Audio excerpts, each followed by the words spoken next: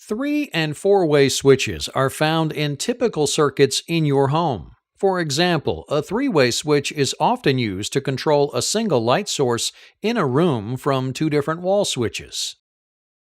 Each of the switches works independently, allowing you to turn the light on or off from 2 different switches in the room. In this diagram, depicting the operational components of a 3-way switch, we have a typical 120-volt source and 2 single-pole double-throw switches controlling a load, or in this case, a light bulb. This type of circuit has a black, red, and white wire handling the current.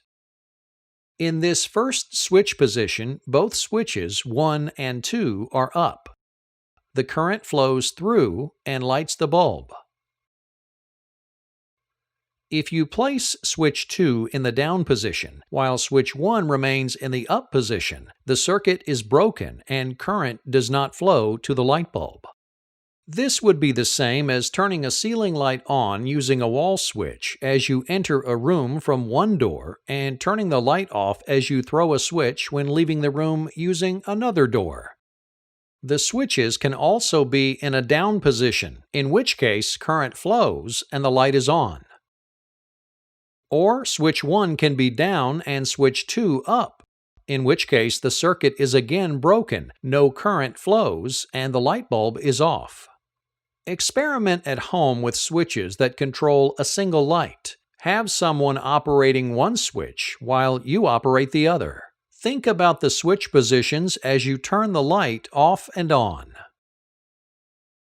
In this 4-way circuit example, we have 2 single-pole double-throw switches on the left and right, and a double-pole double-throw switch in the middle.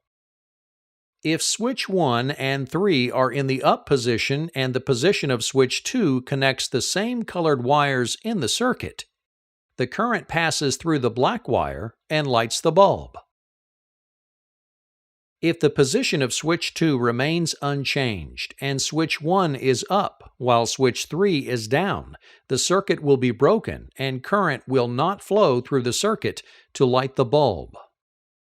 Placing switch 1 now in the down position and switch 3 in the up position also results in a broken circuit, and current is unable to flow freely to the light bulb. If we keep switch 1 and 3 in the same positions and throw switch 2 into the crossover position, a complete connection is once again established and current flows through the red wire to the black wire to power the light bulb. If we change the position of both switch 1 and 3 while switch 2 remains in the crossover position, the current will still flow, this time from the black wire to the red wire to complete the circuit and light the bulb. Finally, keeping switch 2 in the crossover position while placing both switch 1 and 3 simultaneously in either the up or down positions will break the circuit.